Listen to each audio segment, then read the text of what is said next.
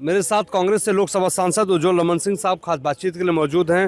उज्ज्वल साहब, पहला सवाल तो ये कि प्रधानमंत्री नरेंद्र मोदी ने राज्यसभा में अपनी स्पीच में आप लोगों को कटघरे में खड़ा किया और ये कहा कि आप लोग सदन को चलने नहीं देना चाहते, क्या कहेंगे? ये तो भारतीय जनता पार्टी नहीं चलने देना चाहती है, भागती नजर आती है। नेता विपक्ष और पूरे विपक्ष को बोलने से जो है रोका जाता है कि अब क्या कहेंगे, क्या सरकार तय करेगी। मैं तो ये मानता हूं कि अगर नेता विपक्ष कोई बात बोल रहे हैं, अगर आपके पास कोई जवाब है तो सरकार को खड़े होकर जवाब देना चाहिए था मजबूती के साथ। लेकिन सरकार, आप एक तरफ तो जो छपी हुई किताब है वो सबके सामने है, जिसको लेकर आए उस किताब के 4 लाइन पढ़ देने से क्या फर्क पड़ता।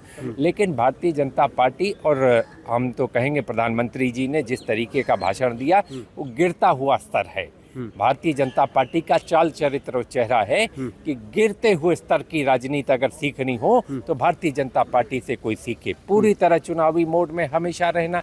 अरे देश के वास्तविक मुद्दे क्या है? देश का वास्तविक मुद्दा है महंगाई है, बेरोजगारी है, किसानों की समस्या है, जो एयर पोल्यूशन है। नेता विपक्ष ने कई बार इस बात को उठाया। प्रियंका गांधी वाड्रा जी ने 193 का नोटिस पिछली बार दिया। ये कहा गया कि उसको अगली सेशन में लिया जाएगा। नदारद नहीं, अता पता नहीं। तो सत्र में रणनीति आगे आपकी क्या रहने वाली है? क्योंकि जब तक नेता विपक्ष और पूरे विपक्ष को बोलने नहीं दिया जाएगा, आवाज दबाई जाएगी तो पुरजोर तरीके से। और ये जिम्मेदारी सरकार की है कि सदन चले।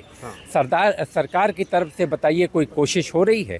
यानी जब तक सदन में नेता प्रतिपक्ष को बोलने नहीं दिया जाएगा तब तक सदन नहीं चले देंगे। नेता प्रतिपक्ष के साथ पूरा विपक्ष, ये तय हुआ है कि नेता प्रतिपक्ष के साथ पूरा विपक्ष बोलेगा और उसके बाद सरकार के पास पर्याप्त समय है उसका जवाब दें। लेकिन क्यों भागते क्यों है, ये कहना उज्ज्वल रमन सिंह का। संसद भवन से मोहित राज दुबे, एबीपी न्यूज़, दिल्ली।